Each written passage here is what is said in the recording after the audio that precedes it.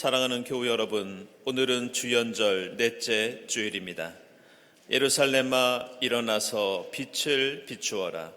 구원의 빛이 너에게 빛이었으며 주님의 영광이 너의 위에 나타날 것이다. 모든 민족을 부르시고 구원하시는 주님께 경배와 찬양을 드립시다.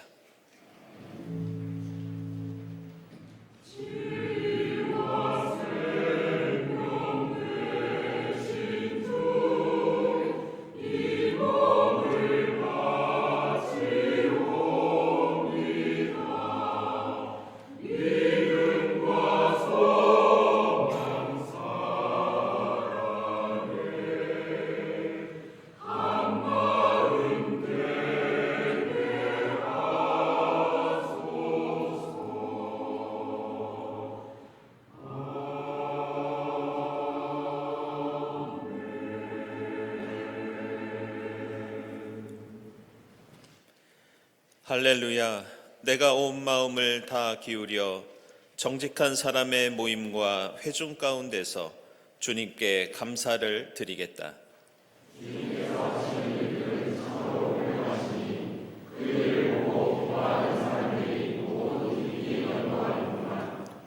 주님이 하신 일은 장엄하고 영광스러우며 주님의 의로우심은 영원하다.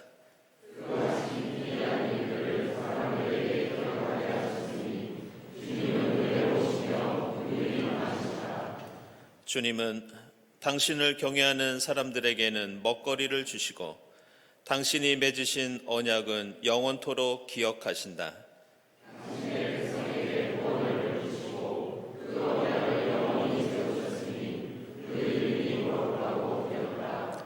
주님을 경외하는 것이 지혜의 근본이다.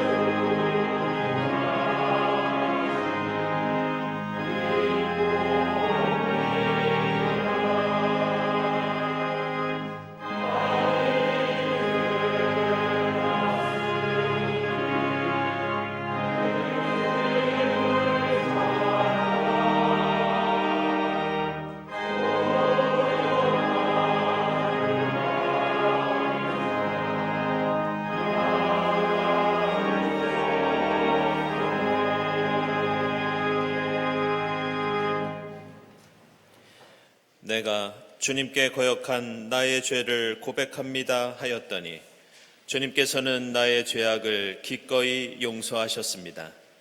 우리를 기꺼이 용서하시는 주님의 말씀에 의지하여 우리 모든 죄를 고백하고 회개합시다.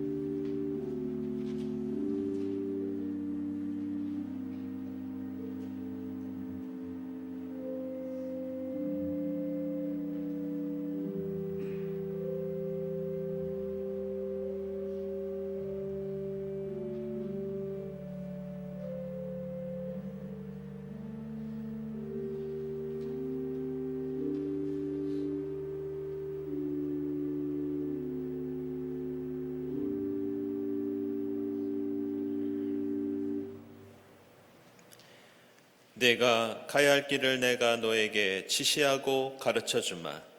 너를 눈여겨보며 너의 좋은 자가 되어 주겠다. 가야 할 길로 우리를 인도하시는 주님을 의지하여 우리 모든 죄가 용서받았음을 선언합니다. 아멘.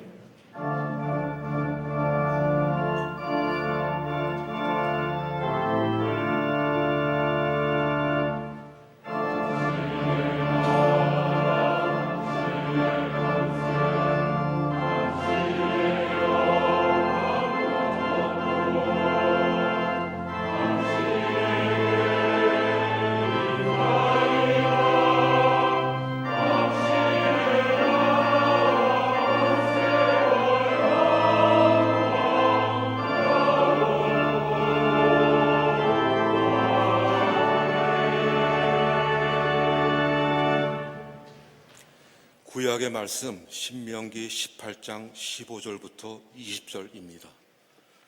주 당신들의 하나님은 당신들의 동족 가운데서 나와 같은 예언자 한 사람을 일으켜 세워주실 것이니 당신들은 그의 말을 들어야 합니다. 이것은 당신들이 호렙산에서 총회를 가진 날에 주 당신들의 하나님께 청한 일입니다. 그때 당신들이 말하기를 주 우리 하나님의 소리를 다시는 듣지 않게 하여 주시며 무서운 큰 불도 보지 않게 하여 주십시오. 우리가 죽을까 두렵습니다 하였습니다. 그때 주님께서 내게 말씀하시기를 그들이 한 말이 옳다. 나는 그들의 동족 가운데서 너와 같은 예언자 한 사람을 일으켜 세워 나의 말을 그의 입에 담아줄 것이다. 그는 내가 명한 모든 것을 그들에게 다 일러줄 것이다. 그가 내 이름으로 말할 때 내 말을 듣지 않는 사람은 내가 벌을 줄 것이다. 또 내가 말하라고 하지 않은 것을 제 마음대로 내 이름으로 말하거나 다른 신들의 이름으로 말하는 예언자는 죽임을 당할 것이다 하셨습니다. 아멘.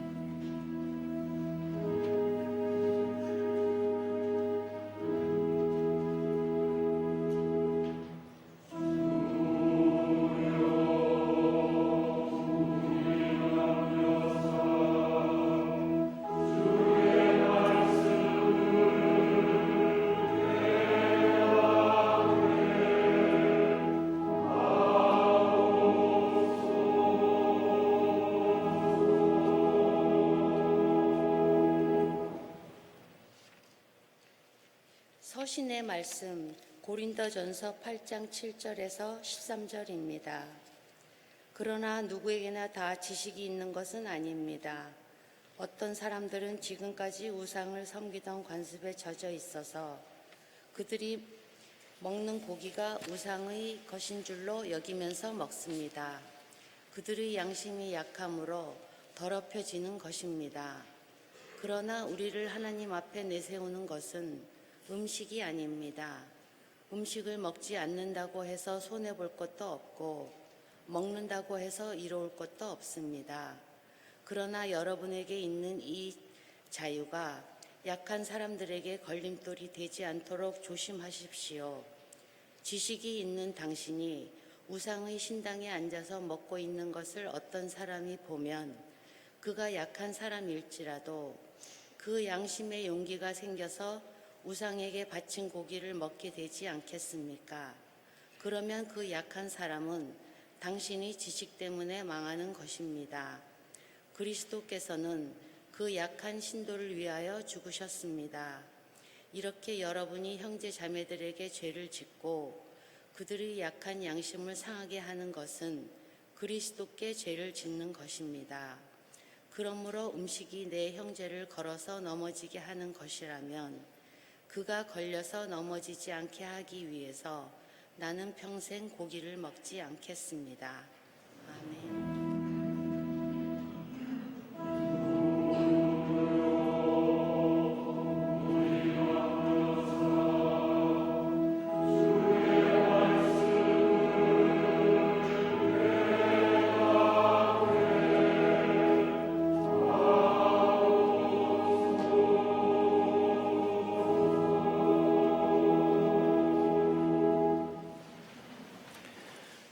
복음의 말씀은 마가복음서 1장 21절부터 28절까지입니다. 그들은 가버나움으로 들어갔다. 예수께서 안식일에 곧바로 회당에 들어가서 가르치셨는데 사람들은 그의 가르침에 놀랐다. 예수께서 율법 학자들과는 달리 권위 있게 가르치셨기 때문이다. 그때 회당에 악한 귀신 들린 사람이 하나 있었는데 그가 큰 소리로 이렇게 말하였다. 나사렛 사람 예수님, 왜 우리를 간섭하려 하십니까? 우리를 없애려고 오셨습니까? 나는 당신이 누구인지 압니다. 하나님께서 보내신 거룩한 분입니다. 예수께서 그를 꾸짖어 말씀하셨다. 입을 다물고 이 사람에게서 나가라. 그러자 악한 귀신은 그에게 경련을 일으켜 놓고서 큰 소리를 지르며 떠나갔다.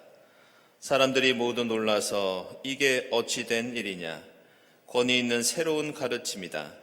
그가 악한 귀신들에게 명하시니 그들도 복종하는구나 하면서 서로 물었다. 그리하여 예수의 소문이 곧 갈릴리 주위의 온 지역에 두루 퍼졌다. 아멘.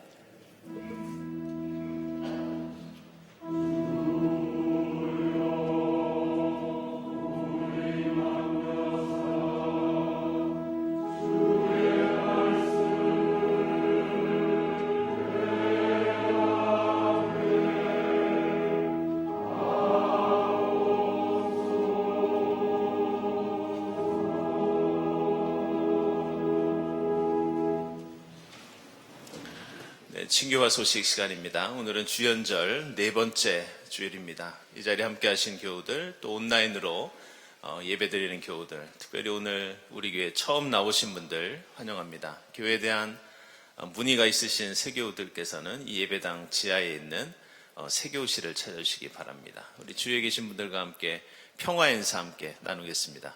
주님의 평화를 빕니다.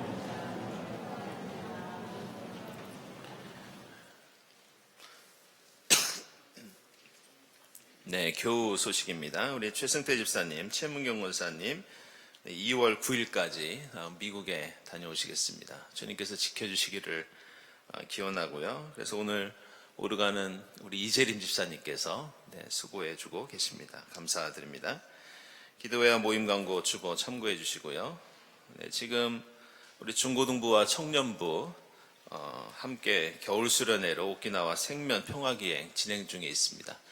네, 오늘까지 일정 마칠 예정이고요. 교회는 저녁에 9시에서 9시 반 사이에 도착할 예정입니다. 잘 귀가할 수 있도록 그때까지 여러분들 기도해 주시고 또 격려해 주시기 바랍니다. 특별히 이번에 교회 여러분들께서 많은 사랑과 또 후원을 보내주셔서 이렇게 평화기행 잘 진행 중에 있습니다. 다시 한번 교회 여러분들께 감사를 드립니다. 2024년도 1학기 교회 장학생 선발합니다. 2월 11일까지 서류를 제출해 주시기 바랍니다. 그리고 이제 2월이 되면 이제 사순절이 곧 시작이 됩니다. 올해는 좀 사순절이 빠릅니다. 그래서 저희들이 사순절이 되면은 환우 신방을 하는데요. 교육자실에서는 지금 환우들께 연락을 드려서 일정을 거의 다 조율을 마치고 있습니다. 혹시 전화 받지 못하신 분들 혹은 주위에 계신 분들 중에 신방을 원하시는 분들은 저희에게 말씀해 주시면 저희들이 스케줄을 짜서 찾아뵙도록 그렇게 하겠습니다. 그리고 온라인 교족부 프로그램 설치 안내 저희들 계속 해드리고 있습니다. 왜냐하면 이전에 쓰시던 온라인 교족부가 2월이 되면은 쓰지를 못합니다. 그래서 여러분들이 업데이트를 하셔야 되는데요.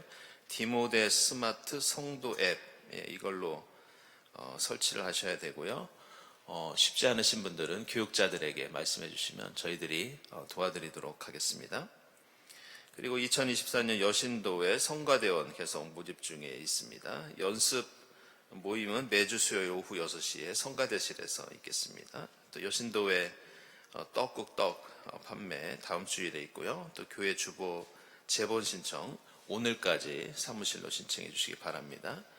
항상 수고해 주시는 우리 예배위원들 감사드리고 감사헌금, 선한이유헌금, 그리고 특별목적헌금 하나님께 드립니다. 그리고 오늘 점심에는 어제 혼례를 치른 우리 김재강 집사님, 김수지 집사님께서 대접해 주셨습니다. 감사드리고 축하드립니다. 기도드리겠습니다.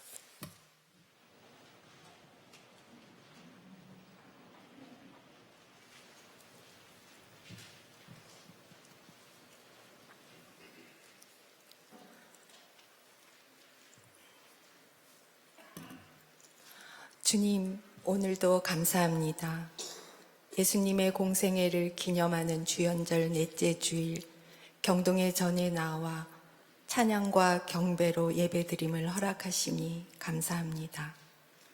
이 아침 묵은 삶의 얼룩과 기억들을 묻어두고 정결하게 단장하고 주님 앞에 나아온 경동의 교우들이 온 마음과 정성을 다해 주님께 올려드리는 예배를 흠양하시사 홀로 영광 받으옵소서.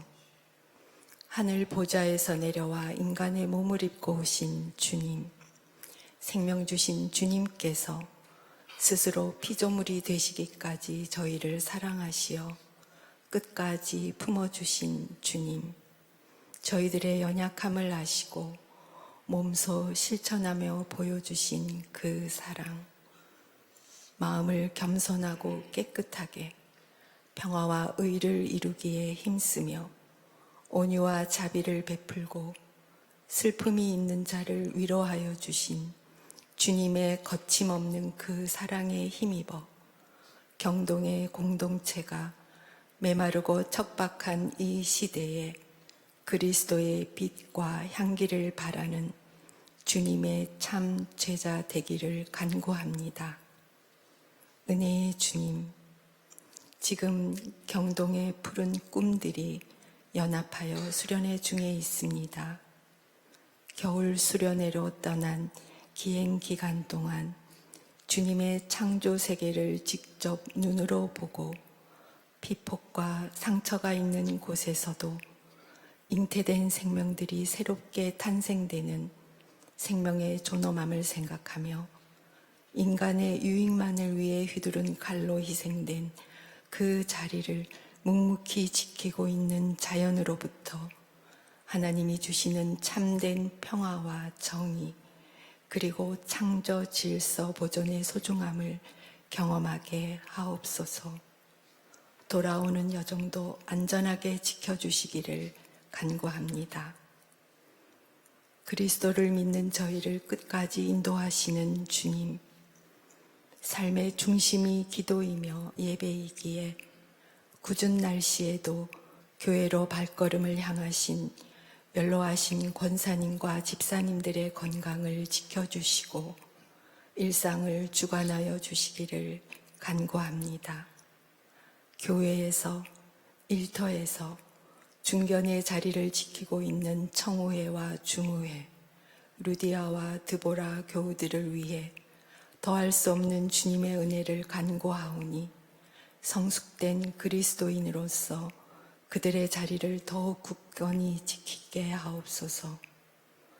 새롭게 결단하며 2024년을 시작하는 청년들이 더욱 단단하게 삶의 자리, 믿음의 자리를 세우게 하옵소서. 올해도 변함없이 교회 학교를 지켜주시고 어린 영혼들을 아낌없이 섬기며 헌신하는 교역자와 교우들을 기억하여 주옵소서. 경동 공동체의 일원이 되기를 결단하며 등록한 새 교우와 어제 혼례를 올리며 새 가정을 이룬 부부를 축복하소서. 출국하신 권사님과 집사님 그리고 군 복무 중인 교우들을 안전하게 지켜 주옵소서. 이 시간 영상으로 해외에서 병상에서 함께 예배드리는 모든 교우들을 주님께서 기억하여 주시며 은혜 내려주심을 믿습니다. 저희의 간구를 들으시는 하나님은 영원히 우리의 하나님이시며 우리를 영혼의 자리로 신실하게 인도하여 주심을 믿음으로 고백하며 하늘 보좌에서 내려와 기꺼이 십자가에서 땅의 미랄이 되어주신 우리 주 예수 그리스도의 이름으로 기도드립니다. 아멘.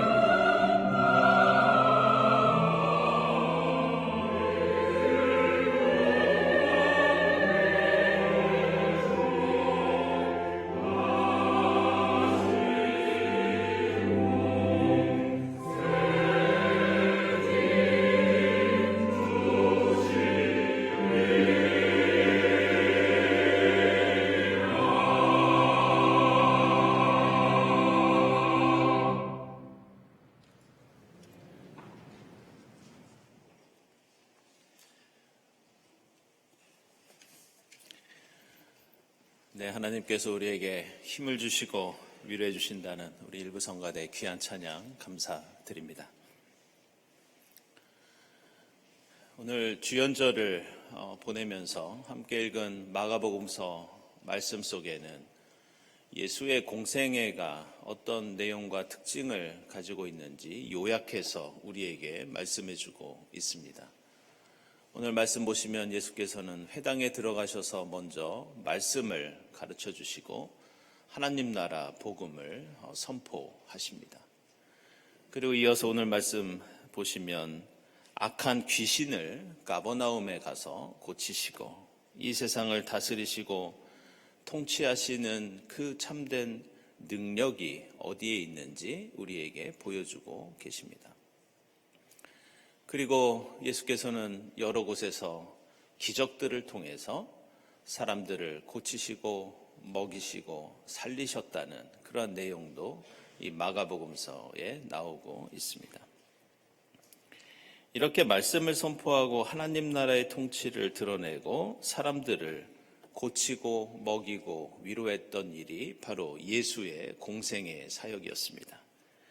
그리고 우리는 이러한 예수의 사역을 예수 그리스도라고 할 때 이 그리스도라고 하는 호칭을 통해서 이 공생애가 어떤 것이었는지 제대로 이해할 수 있습니다. 아시는 것처럼 그리스도라는 호칭은 이 기름 부음 받은 자라는 그런 뜻을 갖고 있습니다. 성경 시대에는 기름 부음 받은 사람들은 아시는 것처럼 세 부류의 사람들이 있었습니다. 첫 번째는 왕이었고, 두 번째는 제사장이었고, 세 번째는 예언자들이었습니다. 따라서 예수께서 그리스도가 되시고 또 메시아가 되신다는 것은 먼저 이 땅에 하나님 나라를 이루시고 선한 목자 같은 왕이 되어 주셔서 우리를 돌보시고 인도해 주신다는 그런 뜻을 담고 있습니다. 두 번째로 예수께서는 우리의 제사장이 되어 주시는데 제사장들은 하나님 앞에서 백성들을 위해서 기도하고 제사를 집행하면서 백성들의 죄를 속해주고 또 백성들을 위로하고 권면하는 그런 역할을 감당했습니다. 따라서 예수께서는 우리의 제사장이 되어주셔서 지금도 우리를 위해서 기도하고 계시고 이 땅에 계실 때는 우리의 죄를 위해서 십자가를 지셨고 항상 우리를 위로하시고 용기를 북돋아 주시는 그런 분이셨습니다. 그리고 세 번째로 그리스도가 되신다는 것은 왕과 제사장뿐만이 아니라 주님은 우리의 예언자가 되시기도 합니다. 오늘 함께 읽은 신명기 18장을 보시면 예언자의 핵심적인 역할이 등장합니다. 그 중에서 가장 중요한 것은 바로 하나님의 말씀을 있는 그대로 사람들에게 전달하는 일이었습니다. 근데 우리는 이 성경의 예언자에 대해서 생각할 때 조금은 오해하는 면이 있습니다. 먼저 우리는 예언자라고 하면 예레미야나 이사야나 에스겔 같은 사람들만 예언자였다고 생각합니다. 그런데 오늘 말씀 보시면 신명기 맨 앞 15절에 나와 같은 예언자 한 사람을 세워주실 것이라고 나오는데 여기서 나라는 사람은 바로 모세를 가리킵니다. 따라서 예언자는 이사야, 예레미야, 에스겔뿐만이 아니라 모세도 하나님의 말씀을 전하는 예언자였고 그것은 구약시대의 아브라함도 예언자로 칭하고 있습니다. 또 다른 이 예언에 대한 오해는 우리는 예언자라고 하면 사람들의 잘못과 죄를 비판하면서 사회를 개혁하는 사람들로만 생각합니다.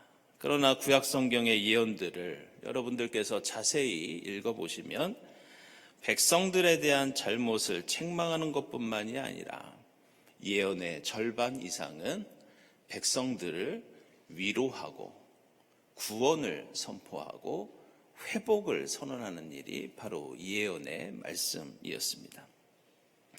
따라서 우리는 이 주연절의 예수의 공생애를 생각할 때 예수의 가장 중요한 메시아로서 그리스도로서의 사역은 왕과 예언자와 제사장으로서 백성들을 격려하고 백성들을 사랑하고 백성들을 품어주시는 일이었습니다.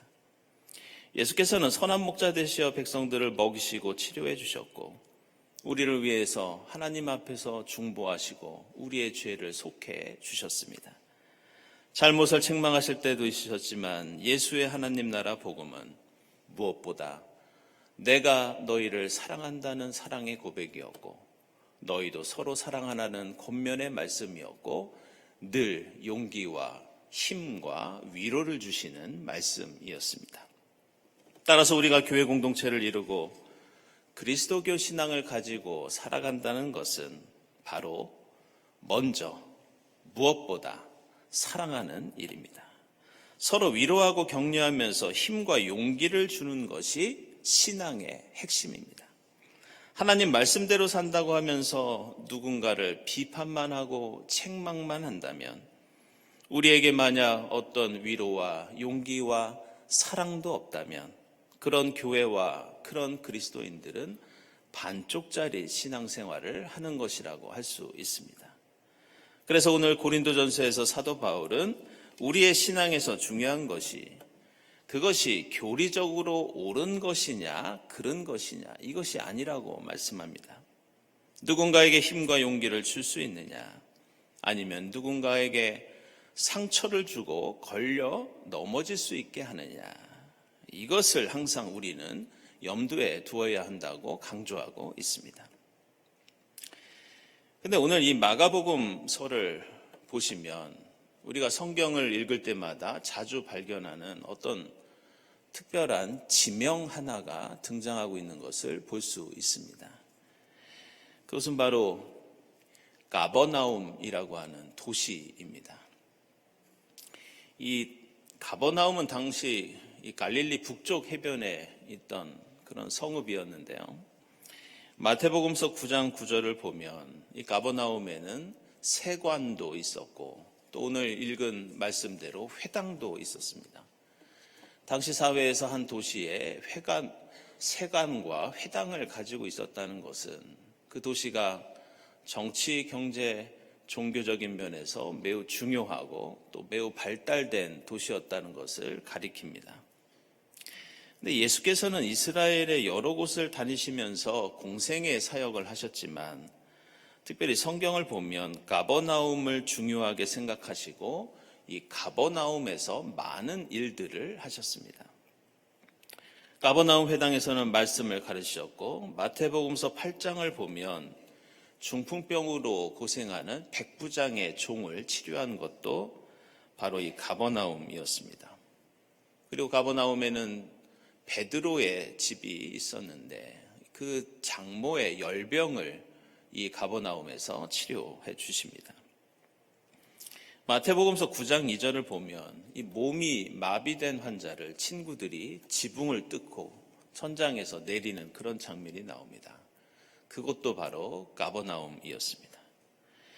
회당장의 죽은 딸을 살리셨고 혈루증 앓는 여인을 고치셨고 시각장애인과 손이 오그라든 사람을 고쳐주신 그 도시도 바로 가버나움이었습니다. 이처럼 예수께서는 가버나움을 공생애에서 매우 중요하게 여기셨고 그곳에서 고치시고 살리시고 용기와 힘과 위로를 주셨던 그 장소가 가버나움이었습니다. 그렇다면 예수께서는 왜 가버나움에서 많은 일들을 하셨고 그 사역이 그 도시에 집중된 이유가 무엇인가? 우리는 그 이유를 마태복음서 11장에서 찾아볼 수 있습니다. 이 11장을 보면 이 가버나움이 교만한 도시로 예수께 책망받는 장면이 나옵니다. 제가 읽어보면 화가 있다 너 가버나움아 네가 하늘에까지 치솟을 셈이냐 지옥까지 떨어질 것이다. 너 가버나움에서 행한 기적들을 소돔에서 행했더라면 그는 오늘까지 남아있을 것이다. 이런 장면이 등장합니다. 예수께서 이렇게 말씀하신 데에는 사실 특별한 이유가 있었습니다. 그것은 가버나움을 중심으로 한 그 지역의 정치, 경제, 종교가 당시 사회에서 제대로 된 역할을 하지 못했기 때문에 예수께서는 가버나움에 대해서 이런 책망을 하고 계십니다. 사람들에게 희망과 용기를 주기는커녕 사회적인 약자들을 억압하고 착취하는 것이 당시 가버나움의 정치와 경제였습니다.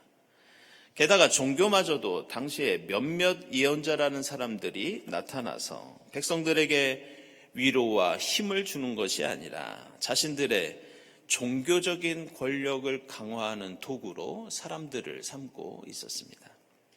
그래서 예수는 그 가버나움에서 하나님 나라의 참된 위로와 용기와 힘이 무엇인지 보여주시는 것이고, 참된 종교가 무엇인지 가버나움에 가셔서 그곳에서 먹이시고 고쳐주시고 살려주시면서 메시아로서 그것을 보여주고 계셨던 것입니다. 저는 예전에는 성경을 읽으면 이 가버나움이라는 도시가 나오면 그냥 지나치는 경우가 많았는데, 얼마 전부터는 성경에서 가버나움이라는 글자만 봐도 마음이 아프고 안타까운 그런 마음이 들 때가 많이 있습니다. 그 이유는 몇 년 전에 나온 어떤 영화 한 편 때문입니다. 그 영화 제목이 바로 가버나움입니다. 이 레바논 출신의 여성 감독인 나딘 라바키라고 하는 분이 연출한 영화인데, 여러분들도 혹시 넷플릭스 보시는 분이 계시면 거기에 이 영화가 있습니다. 이 배경은 레바논의 수도인 베이루트에 거주하고 있는 시리아 난민들의 이야기입니다. 배우들도 난민들 중에 캐스팅했기 때문에 이 영화를 보다 보면 다큐멘터리 영화처럼 지금의 안타까운 현실을 그대로 느끼게 하는 그런 작품입니다. 이 영화의 주인공은 12살짜리 시리아 난민 소년이고, 이 작품에는 에티오피아를 비롯해서 많은 불법 체류 여성들이 등장하고 있습니다. 그리고 보기에 안타까울 정도로 하루하루를 비참하게 생계를 이어가는 그런 모습을 볼 수 있습니다. 이 남자 주인공 소년의 11살짜리 여동생이 나옵니다. 이 여동생은 결혼이라는 명목으로 11살에 한 남자에게 팔려가게 되고 임신이 되어서 죽게 되는 그런 모습도 나옵니다. 그러자 한 살 많은 12살짜리 오빠가 복수에 나서는 그런 장면도 볼 수 있습니다.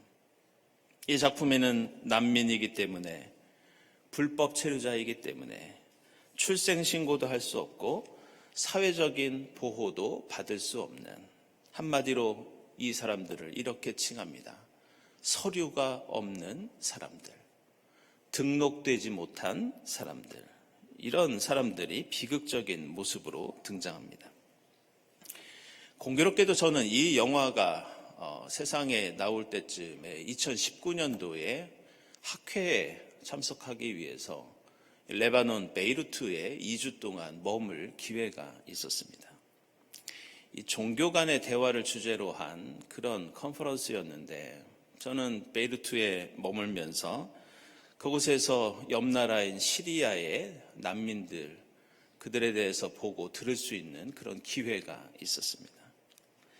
근데 레바논에는 국가가 공식적으로 인정하고 또 받아들이는 종교와 종파가 무려 18개나 있습니다.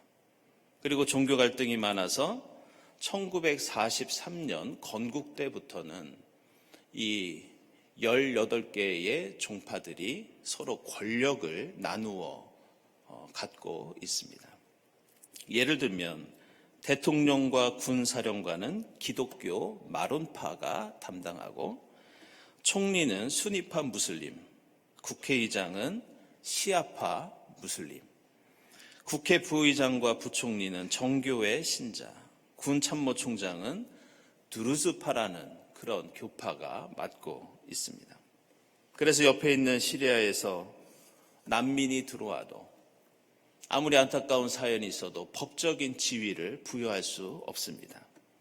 다른 종파나 종교를 믿는 사람들의 인구가 늘어나면 이 정치 권력을 배분하는데 문제가 생기기 때문에 남미들은 결코 레바논 시민이 될 수 없는 것이 현실입니다. 그래서 레바논 출신의 이 영화 감독은 가버나움이라는 작품을 통해서 권력을 유지하기 위해서 발버둥 치면서 사람들은 정작 돕지 못하고 위로하지 못하는 종교에 대해서 비판하고 있습니다. 이 두 주인공의 남매의 이름은 이브라임과 사르인데 이 이름은 바로 아브라함과 사라입니다.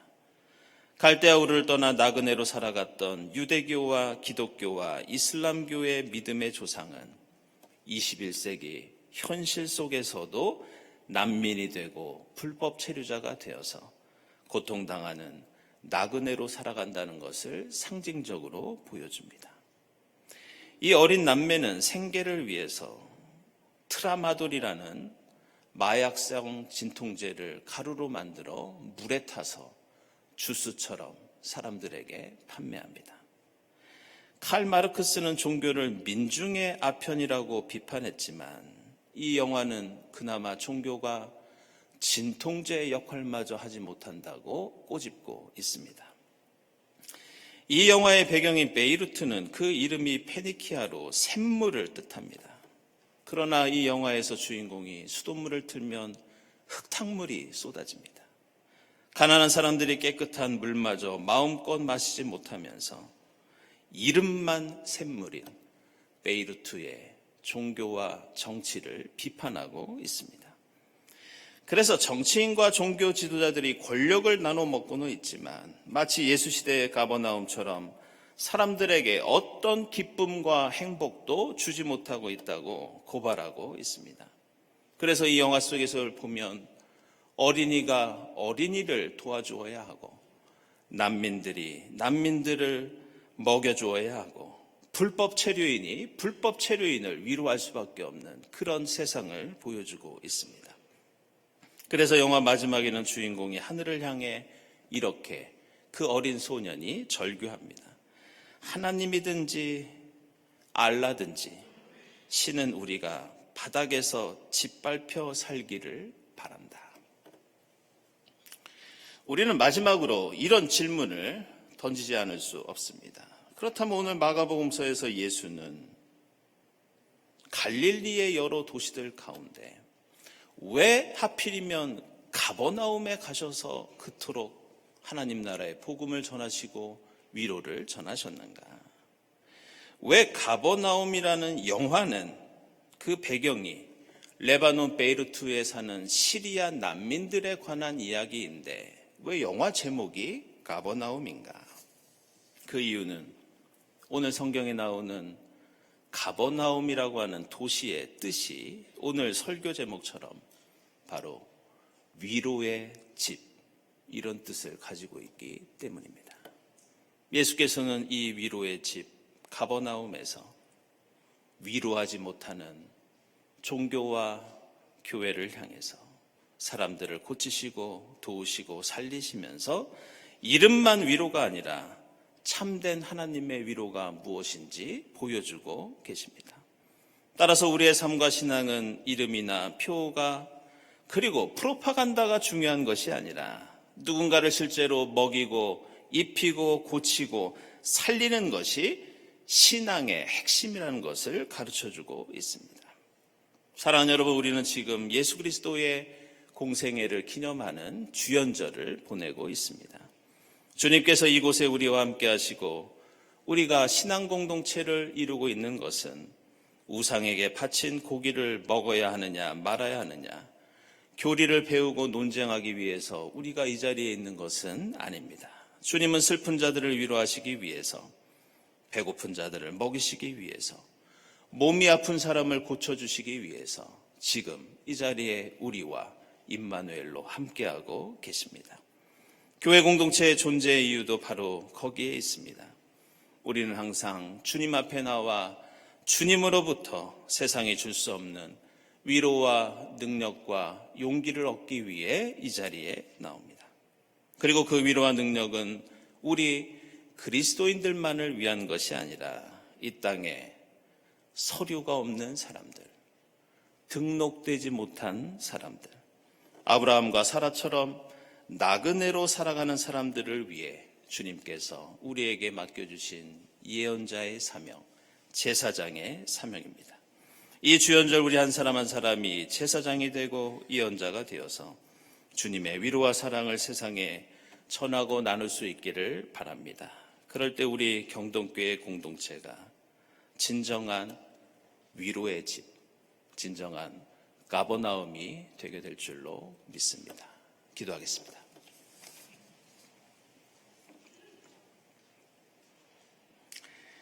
하나님 감사합니다. 저희 신앙 공동체가 주님 주시는 평안을 누리며 세상 속에서 주님의 사랑을 전하는 위로의 집이 되게 하옵소서. 주님만이 저희의 참 기쁨과 소망이 되심을 믿고 주님처럼 부름받은 자의 사명을 다할 수 있도록 인도해 주시옵소서. 예수 그리스도의 이름으로 기도드리옵나이다. 아멘.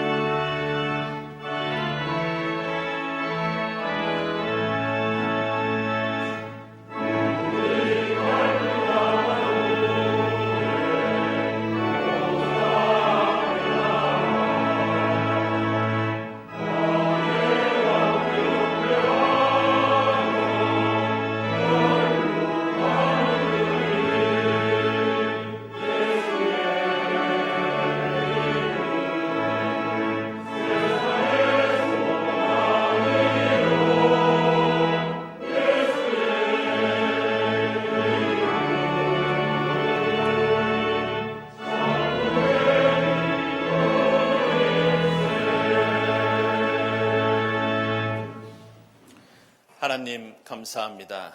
이 주연절 저희와 임마누엘로 함께 해주시고 하늘의 위로와 사랑을 베풀어 주시니 감사합니다. 주님 은혜에 감사하면서 정성껏 예물을 드리오니 기쁘게 받아 주시옵소서. 이 예물이 이 땅에 주님 나라 이루는 데 사용되게 하시고 주님의 사랑과 위로를 전하는 데 값지게 쓰임받게 하옵소서. 예물을 바치는 손길들을 기억해 주사 하나님의 합당하신 뜻 안에서 하늘의 복을 누리게 하옵소서. 감사드리며 예수 그리스도의 이름으로 기도드리옵나이다. 아멘.